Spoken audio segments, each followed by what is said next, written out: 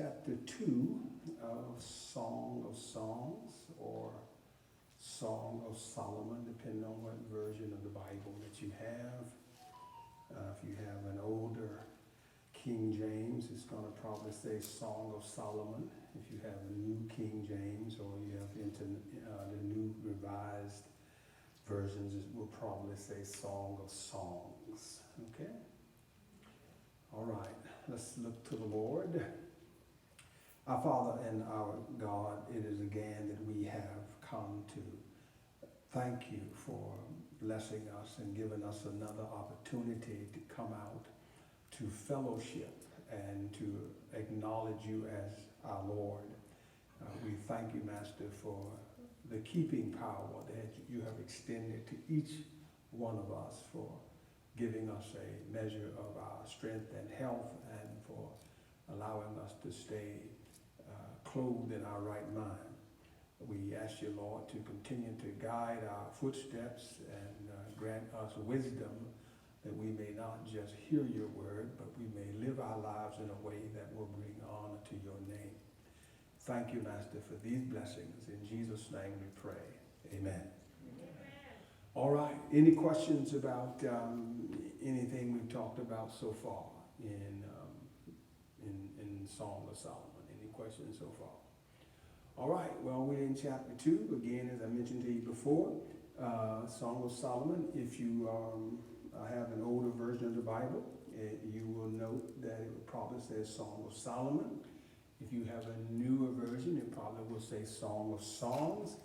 And the reason why it says Song of Songs is because this particular one is looked at as being the epitome of a love song, okay? If you have an older version, then it says Song of Solomon, because it is a song that we believe was written by Solomon to show his love for one of his wives.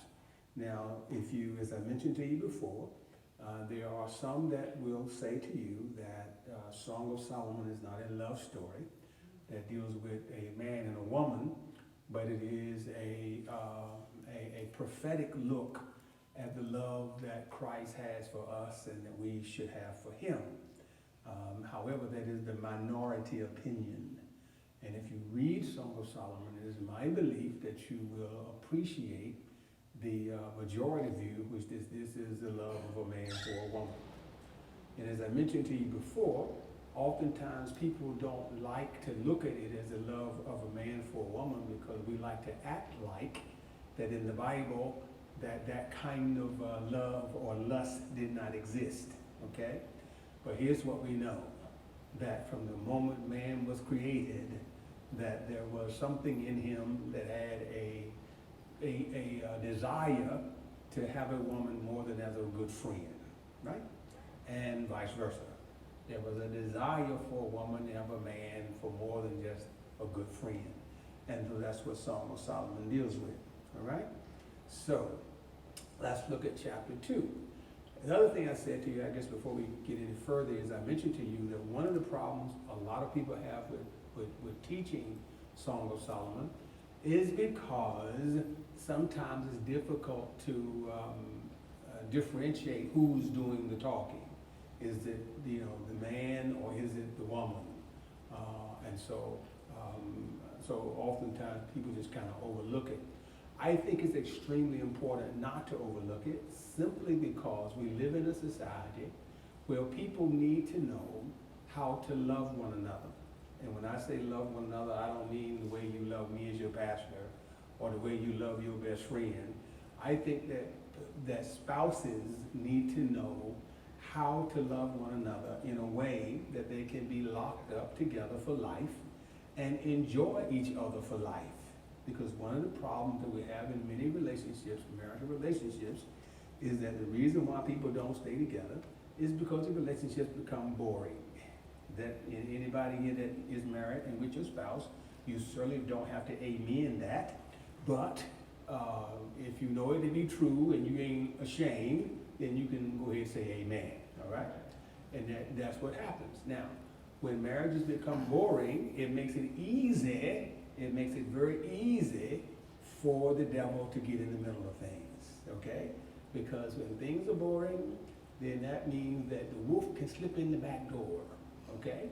The wolf or the wolfette, either one, right? The wolf can slip in the back door, wolfette can slip in the front door, and you can have chaos. So that's why we're gonna look at it, so that everyone can learn.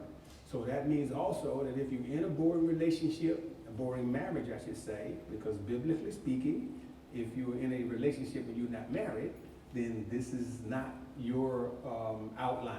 This is not your book to go home and practice, okay? This is the book that you practice if you, in the Bible, if you are legally married, have a marriage license at home with a proper stamp on it, and you know, it is your spouse in the house, okay? Everybody good so far? All right, here we go then, okay? So here it says, and this is the woman speaking here in chapter 2. I am the rose of Sharon and the lily of the valley. As the lily among thorns, so is my love among the daughters. Okay? I am the rose of Sharon, the lily of the valley. As the lily among thorns, so is my love among the daughters. Okay? So when she says that I am the lily, and I am as a lily among thorns among the daughters. Does anyone know who she's referring to when she says the daughters? Okay, I'll tell you. If you did not know, Solomon had many wives. He also had many concubines, which means he had, in Solomon's, in his culture, you could have as many women as you could afford, okay? So, for example, a man like you could only have one half of a wife, okay? I'm just teasing with you, you know that, right? Okay. But you could have as many wives as you could afford. So he had many wives and many concubines, all right? So what she starts out by saying is that I am like a lily among thorns, okay? She's saying to him that all of these other women may profess to love you, but their love is prickly. In other words, their love is not pure, and their love might damage you. But she's saying, that's not me. I have the kind of love for you that will only prosper you, okay? That's how she views herself among all these other women. She says, as the apple tree among the trees of the wood, so is my beloved among the sons. I sat down under his shadow with great delight, and his fruit was sweet in my taste. So here she says that when she look at how he is to her, right? If you think about a forest has a lot of trees, right? Okay, now all the trees offer one thing. All the trees that have leaves on them offer shade, correct? Every tree that has leaves offers shade. But does every tree offer that which will nourish you? No. But the apple tree does. And so what she says to him is this, that you nourish me. The love that you give to me is enough to keep me alive. And not only is it enough to keep me alive, but it is that which is the best at keeping me alive. And so that's how I view you. Now, if you think about that, that is a love that is difficult to ever break, right? If she's telling him that I have the kind of love that I will never hurt you, that other people may say they love you, but for them it's what they can get out of you. But for me, it's different. My love for you is that which makes it such that I want to always benefit you. And then she says, and that's how your love is for me as well. That your love is so great in my life that if I had nothing else but your love, I could still survive. Now that's love, isn't it? If a man loves you so much that if you had nothing else, you could still survive. That's a heck of a man right there, isn't it? I know that's right. Every woman needs at least one love like that in their lifetime. And hopefully that's the last love you'll ever need. If you get one like that, you keep them. Hold on to them, all right? Okay, all right. But they are unfortunately few and far between.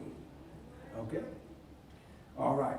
She says, he brought me to the banner, he brought me to the banqueting house, and his banner over me was love. So again, she notes that what? That he protects me with his love. Remember in chapter 1, how did she describe herself?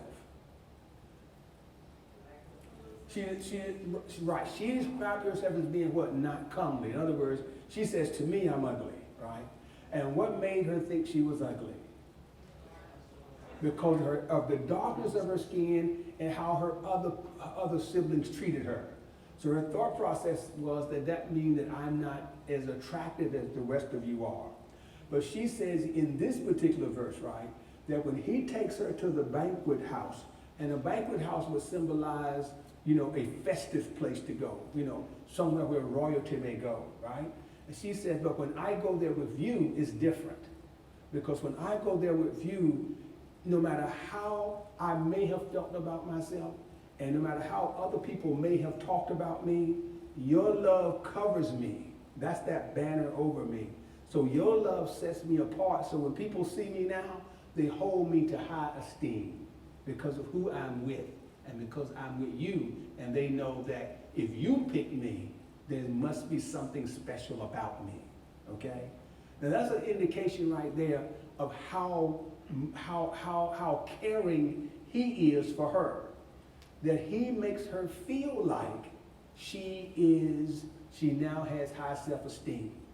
Remember last week when we talked about her, we recognized that in her mind, she had low self-esteem, right? But here she says about him that he's changed that when he's with her. Anytime he's with her, her esteem grows infinitely because she even thinks to her own self, if you chose me, I must be wonderful because you could have any woman you want, but I'm the one that you selected, okay? Now, the practical thing about that is simple. Brothers, I'm going to help you out just a little bit here, okay? We only have a few of y'all in here, but I'm going to help you out anyway, okay? The practical thing about that is this, is that do you not know that if you can make a woman feel good about herself, she'll take a bullet for you? Did you know that? Did you?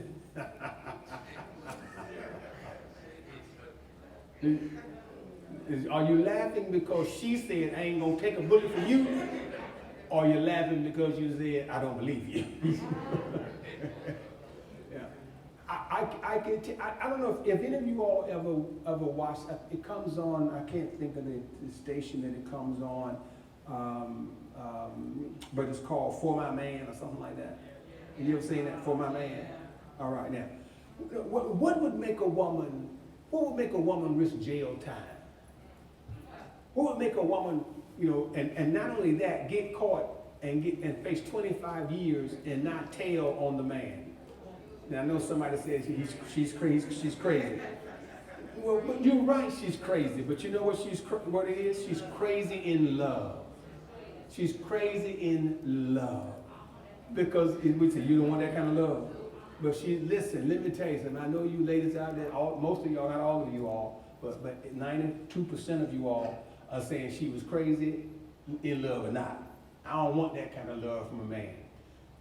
People may say that, but let me tell you what I believe. I could be wrong, ladies, because I've been in this body all my life, okay? I believe everybody wants that kind of love. You just don't want the person to cause you harm if you got that kind of love. You know what I'm saying? I think everybody wants that kind of love where that person makes you feel like you are on top of the world, that you are worth $1 billion. That's the kind of love you really want. She's saying that she's found it in him. So what I'm saying to the brothers in the house is that the way she describes her love is as if she's saying, I'll take a bullet for my man. I mean, that's the way she describes it, okay? So what I'm saying, and if you think about what he's doing to cause her to feel that way, it doesn't talk about him at this point, right? At this point, it doesn't talk about him giving her diamond rings, does it? It doesn't talk about him taking her out to fancy places, buying her houses. As a matter of fact, she says what? She's a hard worker herself. All it talks about is how he makes her feel, not what he gives to her. So what I'm saying, that's the signal, I think, to every man that has a wife or is trying to get a wife. It also says something to mothers about how they should train up their sons, and fathers, how you should train up your sons. Because if you want your son to be an asset in his marriage, right? And if you're going to be an asset in the marriage, then you ought to treat your spouse in a way that she feels like she is always on top of the world. That she feels like that she is the most important thing in your life. That when you wake up in the morning, your every thought is on what you can do to make her life better. And when you go to bed at night, that's the last thing on your mind. What you can do to make her life better. And you ought to also teach your sons that way. Because if you teach your sons that way, that means that your daughter-in-law won't be bad all the time. Okay? Because that way, what you will know is that she will be brought up the right way. Now, I can tell you, in our culture, we tend to do the opposite. Okay? Because we tend to teach our sons, don't you trust her. Don't you trust nobody. You know, like, and I'll, you know, even though I know my mother watches this sometime, but that's okay. You know, we both old enough now that we can tell the truth and shame the devil, right? Like my mother, she teach me, don't you trust them husbands out there. Okay? You trust not one of them. Okay? Now, that makes you suspicious right off the bat, doesn't it? Right? And that's the way things are most of the time. But what we need to be teaching our sons is, you know what? If you're going to make that woman, you know, your spouse, then you need to treat her like she is more important to you than your mother. But that's not what we do. Most mothers want to ensure that she remains the most important female in his life. But that's not what, according to this book, that's not what ought to happen. Okay? Right? And that's why the Bible says what? For this cause shall you leave your mother and father, take a wife, and the two shall become one. And that's what we need to be teaching. Now, if every mother and every father had taught every man in here like that, every woman in here would have a different opinion of men. Right? Think about it. Right? If the first man you met, the first boyfriend you had, let's say, you know, if the first boyfriend you had treated you like I just said, your opinion of men would be totally different today. But if your first boyfriend was a dog, or if you're right, then that kind of colored what you thought about men from that point on. And you were suspicious from that point on. And even today, that hadn't changed in your mind. That you're still suspicious, right? All right, now, because this is the standard line that we get from women, right? All men are dogs, right? You know what people often say? And I often tell women, you wish your man was like a dog. You know why? Because dogs are loyal, right? Or you get a dog, he'll lay his life down for you. He can be this big, and a bear can come, and that dog won't run nowhere. He'll fight to the last breath, okay? Now, the average man, if a bear comes, you better hope you can outrun him, okay?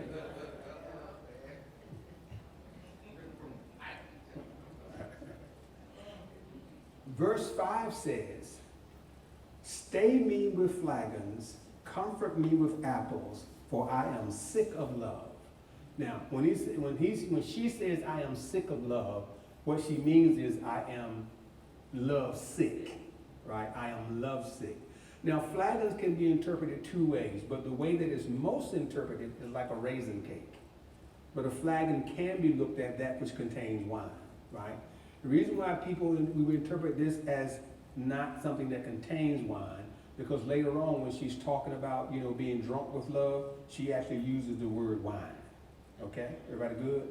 So since flagon can be interpreted as a cake, what this is saying is, when it says, stay me with flagons, right? Or fill me, because raisin bread was considered a delicacy, okay?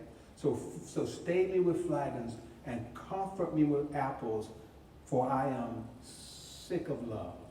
And basically what this is saying is that you make me feel, you ever heard the term comfort food? You know how comfort food just makes you feel like, it's going to be all right? And so really what she is saying is, to me, you are comfort food. If I can get enough of you in me, I just feel like, I don't care what's happening in the world around me. Now I feel okay. I feel good. And again, that's a statement. I'm saying this because even though we're talking about her, it's a statement of how he's treating her. Okay? So what it really represents is how men ought to be thinking about how they're going to treat that special person in their life. And so that they become comfort food for her. And everybody wants comfort food. Is there anybody that don't like comfort food in here? Nobody. You can be on a diet, and guess what? You still want some comfort food. You can say you're not going to eat anything. You can tell yourself all day long, you know what? I need to lose 35 pounds. And as soon as they put some baked macaroni and cheese up in there, and some fried chicken and some cornbread, guess what's going to happen? It's over with, ain't it?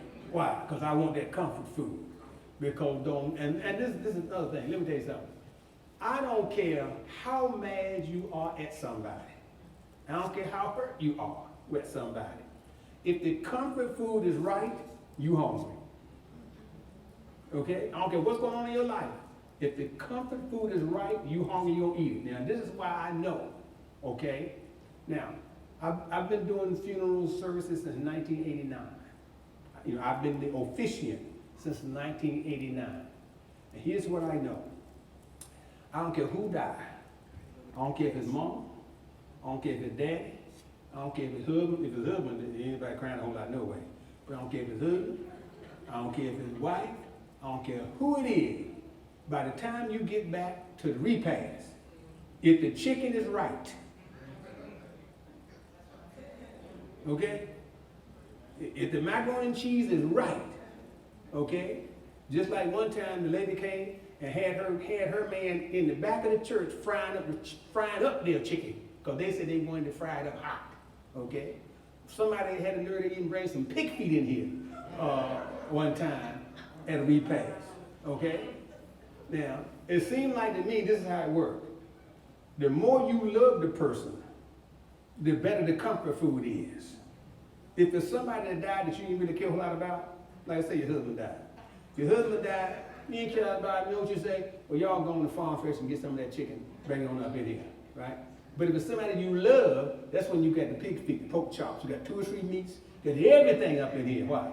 Because you want that comfort food to make you feel better. She's saying that's what he is to her. I don't care what the situation, it makes her feel better just to know he's there. That says a lot about how he's treating her, right? Okay. His left hand is under my head.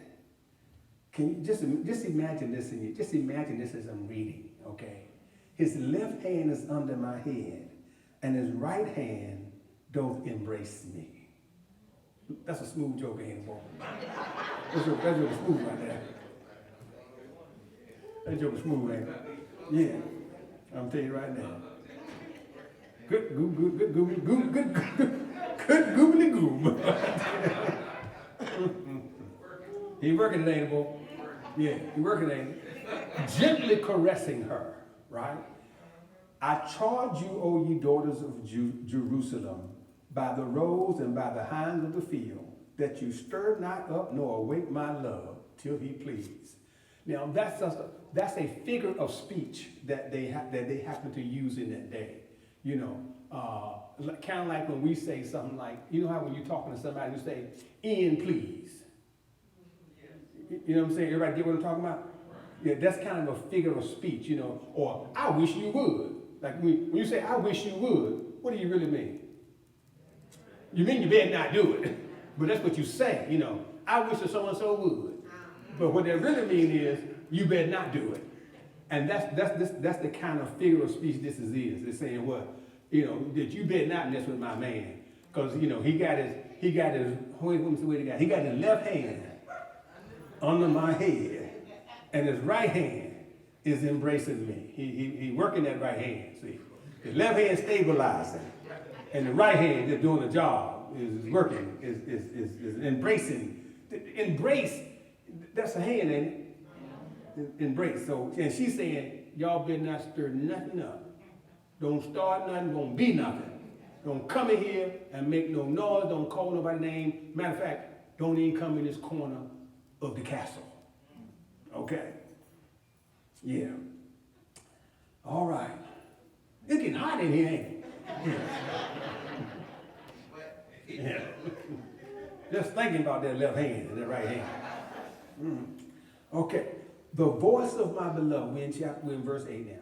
The voice of my beloved, behold, he cometh leaping upon the mountain, skipping upon the hills. That's rough, ain't it, boy? That's rough right there. My beloved is like a roe or a young hart. Behold, he standeth behind our wall. He looketh forth as the window, showing himself through the lattice. Now, why would she use that way to describe him? Why would she use that way, saying that my beloved cometh leaping upon the mountain, skipping upon the hills, and my beloved is like a roe or a young hart, right? Huh? Happy to see her. And he's happy, you're right. He's happy to see her, and he is a virile young man, right? Now, there's a difference between see what ladies said, oh, look out now. There's a difference between someone that's in my generation and someone that's in this young man's generation, right? Now, even though I have experience over him, still, you know what ladies be thinking? His muscles are stronger than Pastor Daniel. Them old muscles Pastor Daniel got, he can't do nothing. But a young man, you'd be like, and ladies, this is just where it is now, all right? This is just an example, all right? When I became the pastor at Enoch Baptist Church, at that time I was 31 years old. I had just turned 31. Matter of fact, it was 5 days after I had turned 31, okay? And here's what the old ladies always said. We got us a young pastor. Oh, yeah. He got plenty of energy. Preach all day long. They're just excited that it was a young man, So what she's describing is she's talking about his virility. Okay? Everybody over 21 understand what I'm saying? Okay, all right. What'd you say? What you say? He was you say he was like a Cicero pop. What do you say, like a Cicero pop? It's just you don't know when it's going to end, huh? You just keep yeah, I'm here just like an Energizer bunny. Yeah, cut that out, Energizer bunny part. Cut that, you ain't got to cut it out. We grown. That's right. And she says this why? She says because what? Here's the point she's making. Remember what it says that when he's standing in the window, showing himself through the lattice, well, what must he look like for her to look at him and think that way about him? See, right, she's seeing it, this joker cut, right? He got like maybe 2% body fat. He be working out all the time. He got a 6-pack and a half. That's what it's talking. He just be sitting there looking out the window. This how you be doing, Rob. He just pulled the lattice back and just be sitting there just looking out the window like this right here. Yeah. That's right. So, yeah. Just profile it. Right. And she said, and she can see the sun as it glistens across his 6-pack and as the sweat just gently rolls down his biceps.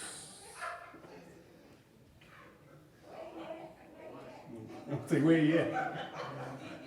He dead now. He died about 2,000 years ago. About 4,000 years ago. He dead now. But there are some men like that still out there. Okay? And what I'm telling you, parents, is that that's what you should be teaching your son to be like, you know? Because really and truly, I'm telling you, is that if we don't teach our young men, especially our culture, all right? If we don't teach our young men to treat our daughters that way, we have failed them. You know, we will have grown another generation of baby daddies, you know, rather than raising a generation of fathers, you know, because, see, here's what you know. A good father will never be a baby's daddy. You get that? Because a good father will stay there and take care of what he knows has his DNA in him.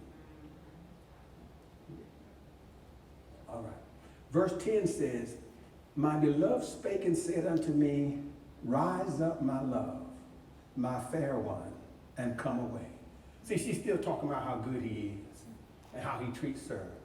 My beloved spake and said, rise up, my love, my fair one, and come away.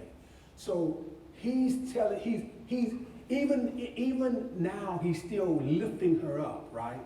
By letting her know, you are the only one for me, and you are the most beautiful one in my eyes, right? And so that's what he says to her. He says, for lo, the winter is past, the rain is over and gone, the flowers appear on the earth, the time of singing of birds is come, and the voice of the turtle is heard in our land.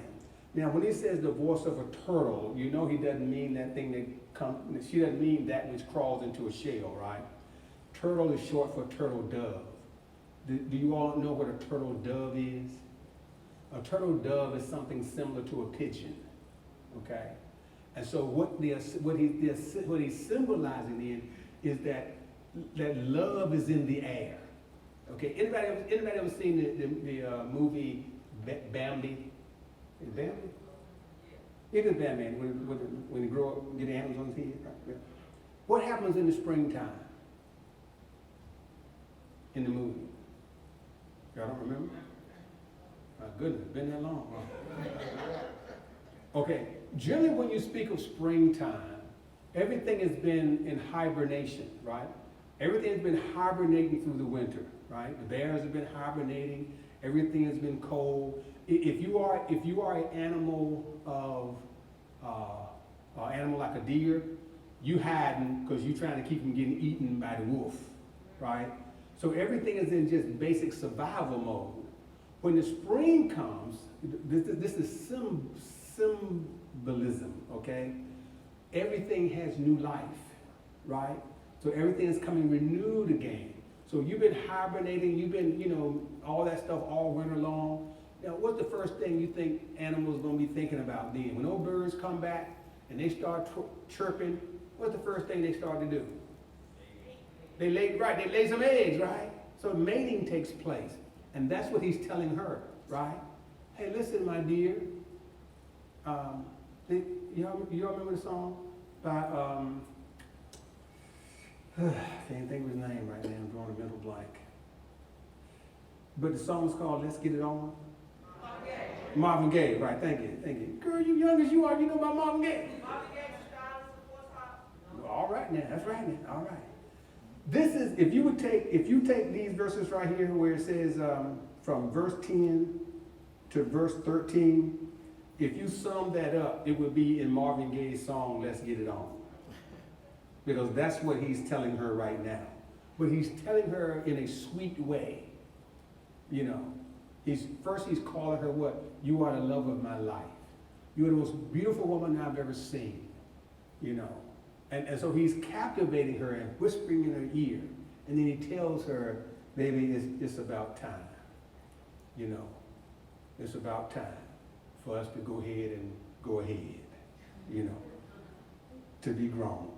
The fig tree putteth forth her green figs, and the vines with the tender grape give a good smell.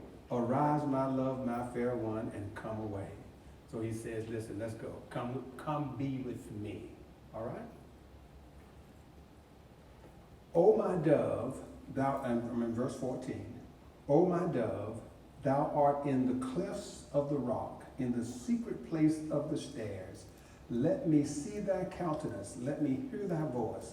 For sweet is thy voice, and thy countenance is comely. Take us the foxes, the little foxes that spoil the vines, for our vines have tender grapes. My beloved is mine, and I am his. He feedeth among the lilies until the day break and the shadows flee away. Turn, my beloved, and be thou like a roe or a young hart upon the mountains of Bether. So she says, he tells her, right, come go with me, right? Come with me, and he whispers sweet nothing in her ear, okay? And then you have her response to him saying, come go with me. And she says, the response is what? When it says, take us the foxes and little foxes that spoil the vines, for our wines have tender grapes. She's saying, take away anything that will spoil this occasion. We don't want anything to block this ecstasy. And then she says, because my beloved, you are mine, I am his. He feedeth among the lilies. Remember we talked about in the first couple of verses that she is among the others, but she says, I am the best. And so she says, until the daybreak. That's why she said she needed somebody with muscles. Until the daybreak and the shadows flee away, my beloved, be thou like a roe. Be thou like a roe means what? Mount me, okay? Or a young hart upon the mountains of Bether. So she's saying, I want you to make sweet, passionate love to me for an extended period of time, right? We want to be in each other's arms and just sharing our love one for the other, okay? Now, again, remember what I said at the beginning of this chapter, that if your marriage is like that, it will sustain itself through anything, okay? If you keep the fires hot like that, it'll go through broke money, no money, little money, broke money, whatever. It'll go through all that kind of stuff, okay? If you don't have a marriage like that, then you need some money in the marriage, okay? You got to have a two, 3 diamond carat ring to stay there. You know, you got to have an Escalade to stay there. But this is the kind of love that For My Man was made about. Okay? All right. Y'all ready for chapter 3? We can at least get partway through it. Anybody ready to go home? I'm going to keep on rolling. We'll keep on rolling then, all right. Okay. By night on my bed, oh, it's getting hot now. Oh, it's getting ready to get hot now. Getting ready to get hot. Right. Woo! Deacon, y'all might have to get some cold ice water right now. It's getting ready to get hot up in here. She says, by night on my bed I sought him, whom my soul loveth. I saw him, but I found him not. Now, why do you think she said, I saw him, but I found him not? If you relate that to verse chapter 2, related to chapter 2, why do you think that chapter 3 opens up this way? Okay, I'll help you. Huh? Oh, okay, all right. Let's put it this way. If your husband, okay, if your husband rocks you to sleep, right? If he rock you to sleep, and you wake up the next day, and that's how he rocked you to sleep.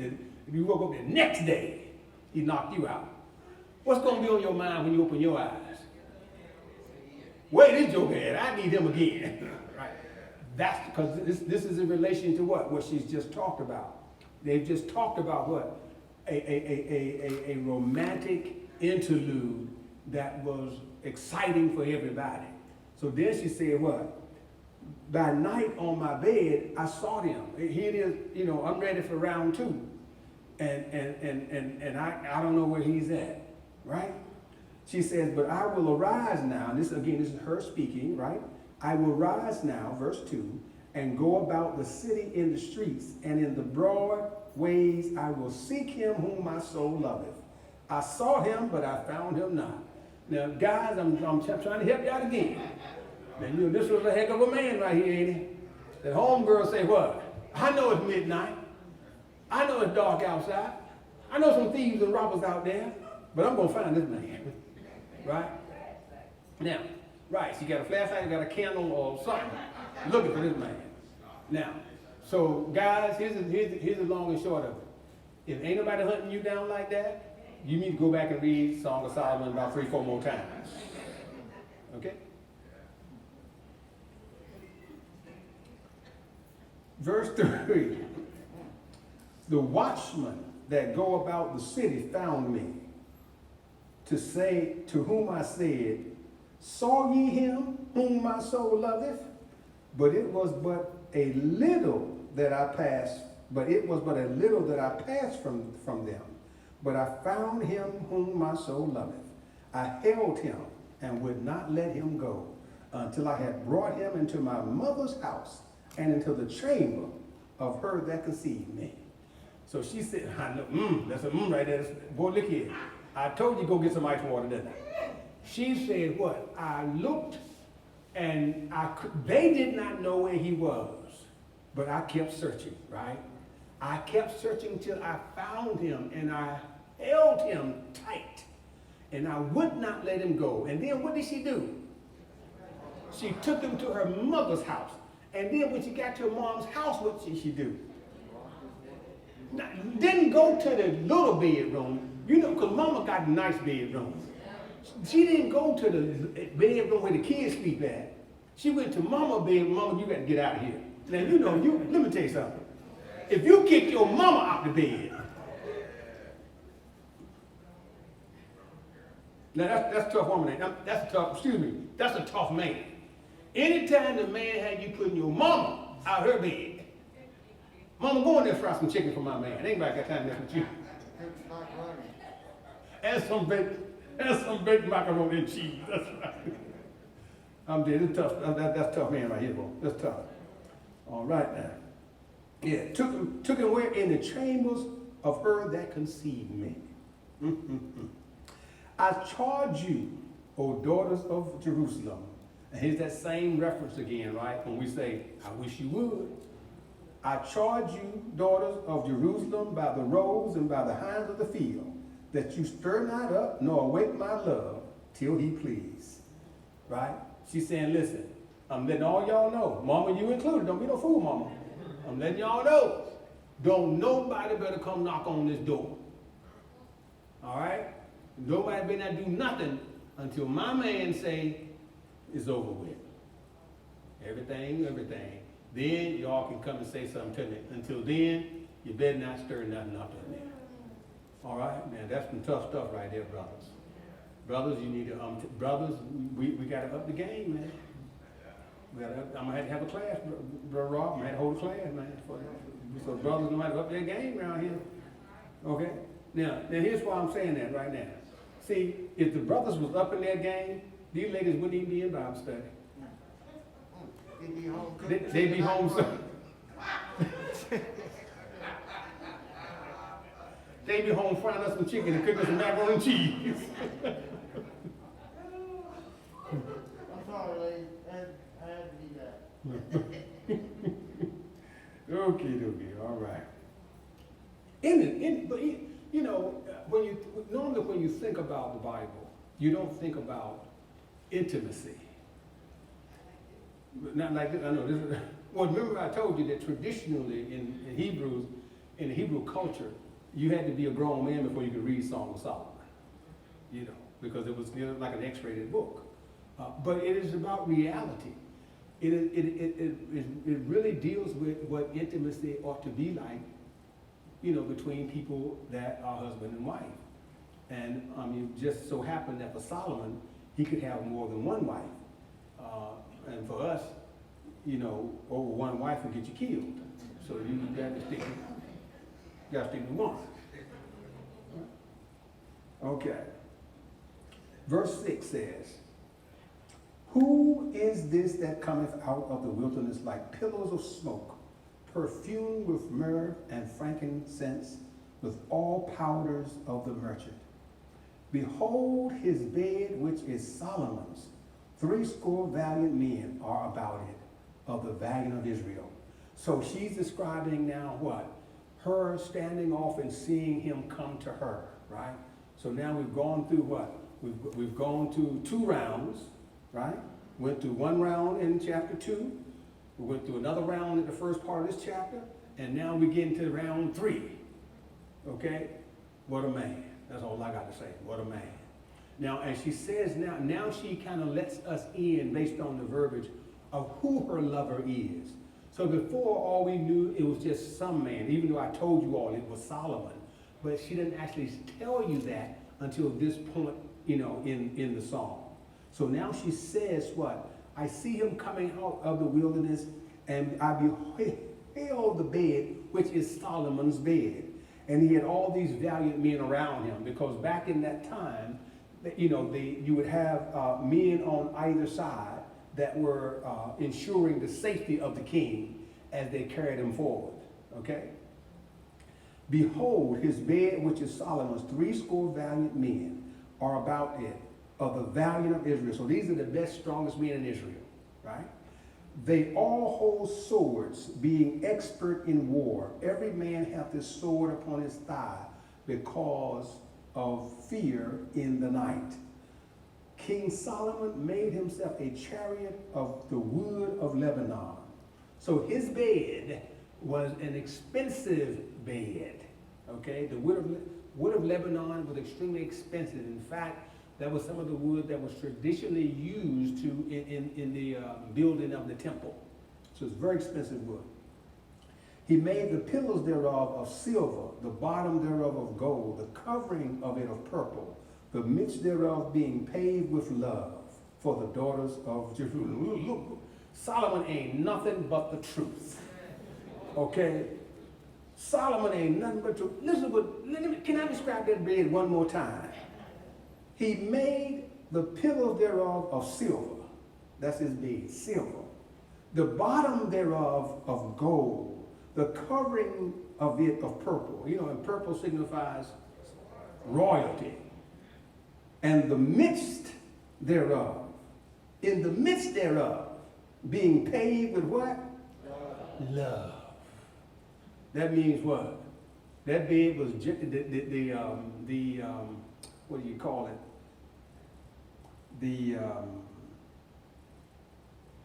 The firmness of the bed was just right. So it wasn't too soft, so you didn't sink all the way in. It wasn't too hard for your back to be hurting. But it was just right for intimacy. That's what he's describing, or she's describing. That he made, you got to be, look here, you got to be a bad motor scooter.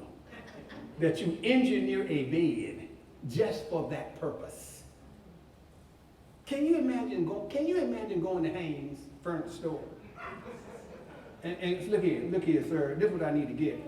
I know you got that orthopedic mattress, but I don't know. I need the one that's just right for 32 positions. You got one like that? That's the one I need. I mean, think about it. I'm just saying, But that's how meticulous she's saying he is, because he wants to make sure when we're together it's perfect, that everything is perfect. I'm jealous of Solomon right now, because he's making all of us look bad. Okay? That's right. Because ain't a man in here went to buy a mattress thinking about that. All we thought about was the price tag. Right? Pretty much in it. That's all we thought about was the price tag. That was it. You can get it on layaway. Well, you can't get this one on layaway though. You believe it? Okay. Because think about what he said. Why did he make the bed full of love? For himself? No. It said for the daughters of Jerusalem. So he made his bed thinking about what? Women. In his mind was, how can this bed best accommodate the love of my life? That's a tough guy there. Yeah, amen. Yeah. Go forth, O ye daughters of Zion, and behold King Solomon with the crown wherewith his mother crowned him in the day of his espousal, and in the day of gladness of his heart. So she's saying to them, then it's what? She's bragging, right? She's bragging, saying, listen, look, but you cannot touch, because he's mine, right? I mean, that to me sets the stage. Didn't take us long to get through that, did it?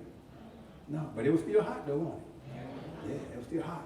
Okay, I'm going to go ahead and start forward. We got 10 minutes. We might as well keep on rolling.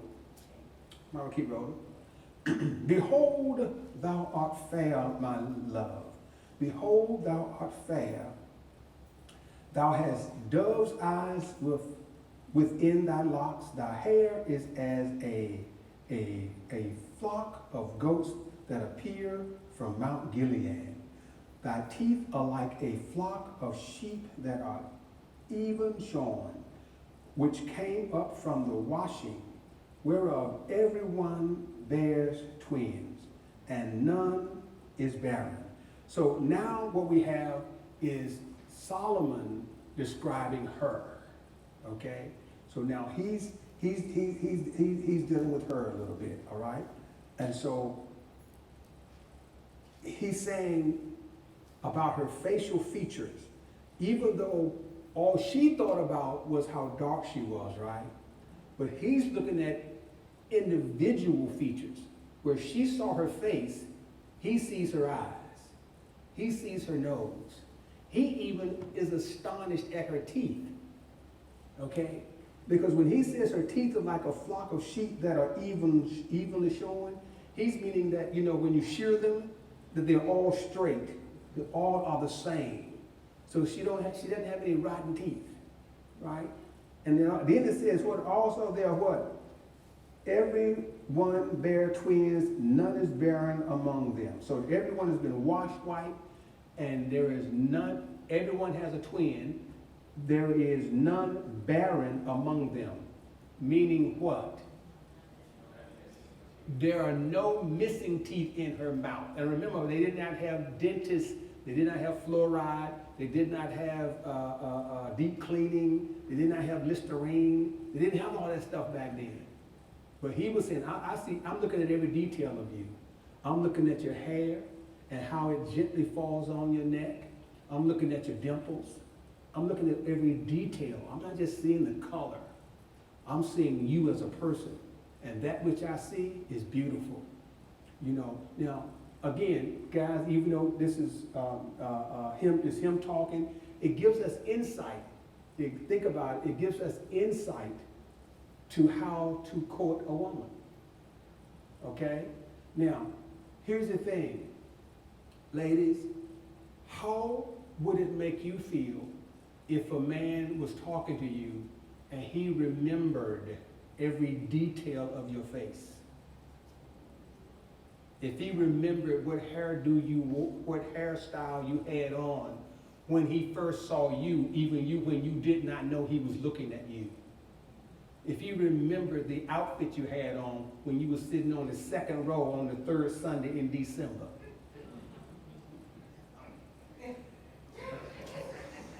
That'd be a tough joke there, wouldn't it?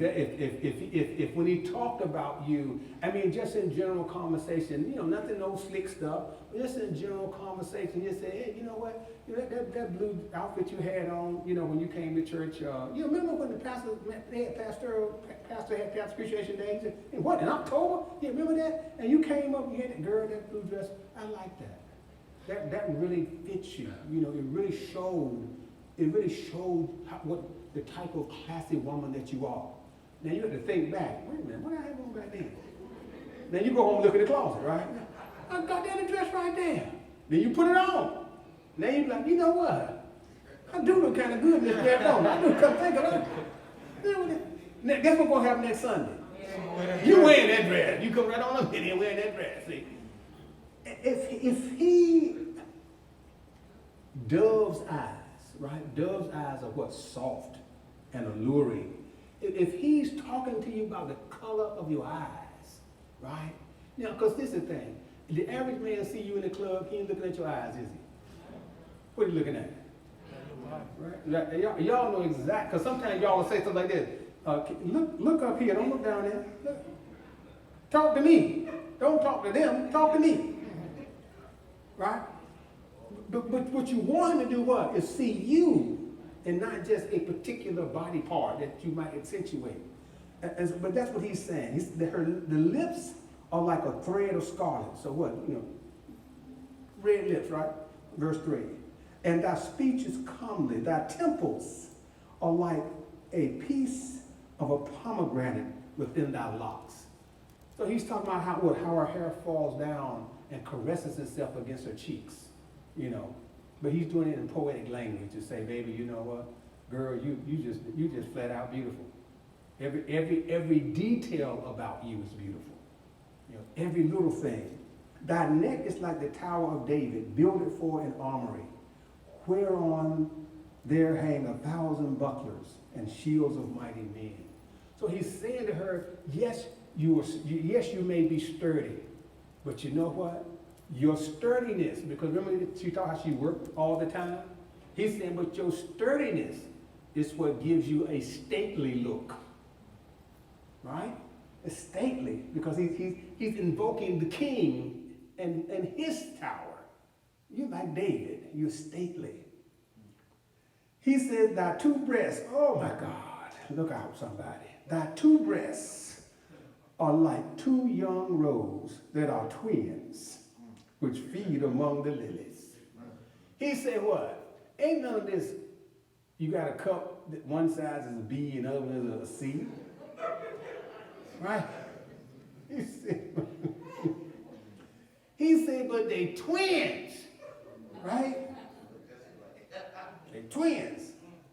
He's saying, when he says what? They are twins which feed among they're like young roes, right? Young roes, that feed among the lilies, right?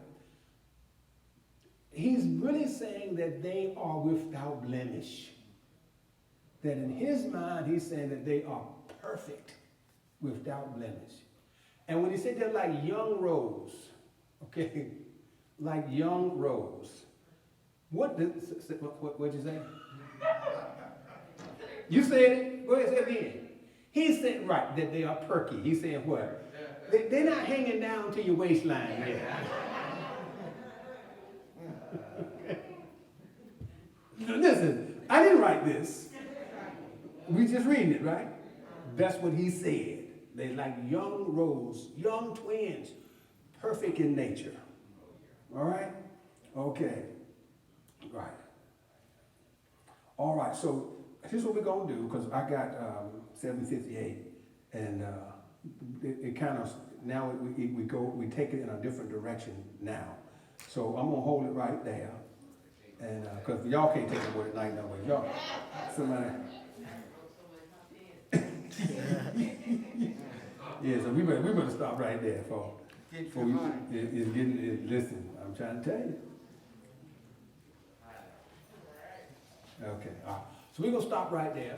But again, finish reading the chapter. If you haven't finished reading the chapter, I know some of you already know I was going to get this far. So if you only read up through chapter 2, go ahead and go back and read, 2, 3, come on, read 4. I would suggest to you that you go ahead, and do, let's read, go ahead and read chapter 5 and chapter 6, just to keep honest, all right? Just in case we keep going. Because, when we're doing the scripted stuff, it kind of goes a little fast, right?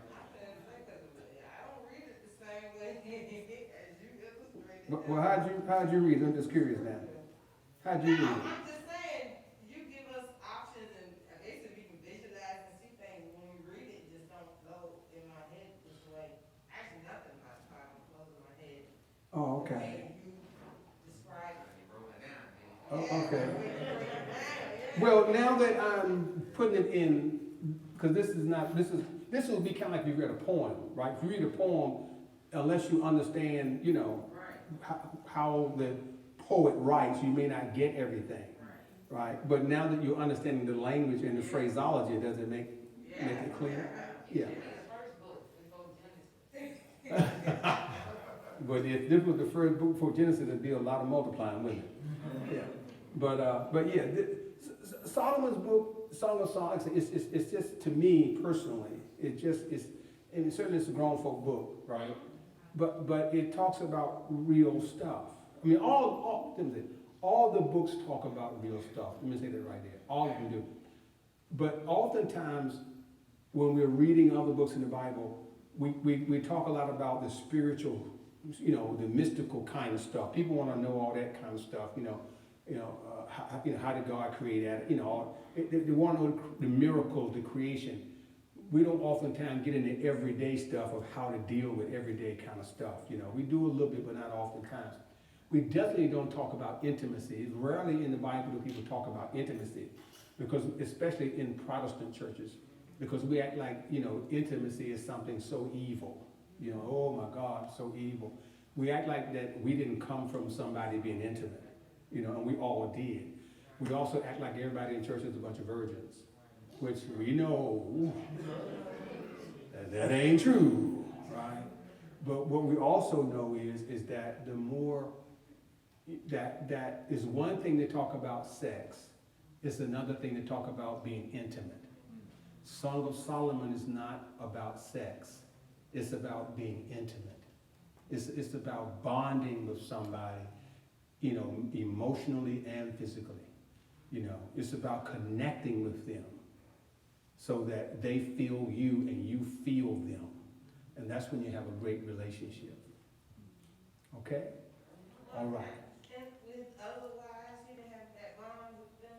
Just her? Well, there's always a favorite. I think I mentioned it to y'all last week, right?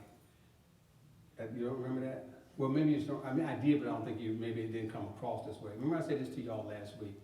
Here's what you can bank on.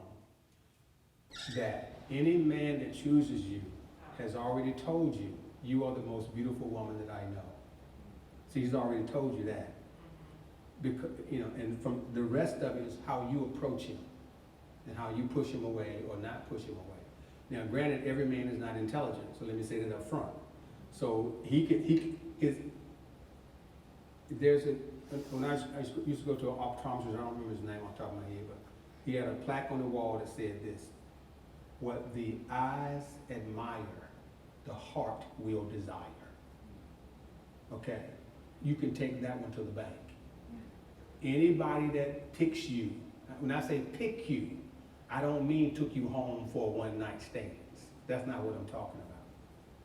I'm talking about anybody that picked you for a long-term relationship has already said to you, you're the most beautiful woman I know. Now, you can change his mind. But that's why he picked you. It's just that. And so that's it. So and that's what all Solomon and her are saying here is that, hey, you know what? And I don't know if she was the first one he picked or not, but she was that one which in his mind he was saying, you are the most beautiful of everybody. That connection that the two of us have, the way you connect with me and the way I connect with you, is more special than my connection with anybody else of my wives and of my concubines. Because I don't care what anybody says, no one loves two people equally. No one. Your parents can say all they want to say. And parents, y'all can lie to your kids all you want. I love all y'all the same. No, you don't. No, you don't. Some of them jokers, you wish it was not illegal to have an abortion. They're 32 years old. Like, I wish I could get an abortion right now. Right? Because you don't. Your siblings, if you got more than one sibling, you don't love them all the same. A couple of them you sick of. And you might love them, but not the same. You don't even love your parents the same. Some people love their father more than they love their mother. Some people love their mother more than their father. So we all have our favorites, Some of y'all love me. Some of y'all love him. This is the way it is. Now y'all you're gonna be the public. You're not gonna say it publicly. I love Reverend William more than I love Reverend Daniel. You ain't gonna say it publicly, but then you're gonna leave here and say, I sure wish them when class we start back up, cause that's class I love to be in. I don't know. We down here in day class. He talking sex and all this kind of stuff. He talking about the rest of the season, all kind of, you know. But you know, that's it. It's true, right? Don't shake your head too hard now. Look, she right here. Let me shut up before I get mad. I'm just teasing with you now. I'm just teasing. Okay, at least you heard her, right? She told you, brother, that she loved you more than she loved me. And she said, it's the truth. I don't care what you say like that. It's the truth. But it's all right. You know why? Because they love me more than they love him. Okay. Let's get out of here before somebody gets jealous. Lord, we thank you for tonight, and we thank you, Master, for your word. And I just thank you, God, for being real in each of our lives. And I pray, Lord, that you will continue to guide each of us and keep us, Father. Give us, Lord, the kind of loving heart that demonstrates to others that we are your children. We ask you to give safe passage for each of us back to our appointed destinations. We ask these things in Jesus' name. Amen. God bless you. Y'all have a wonderful day now. All right? Did you?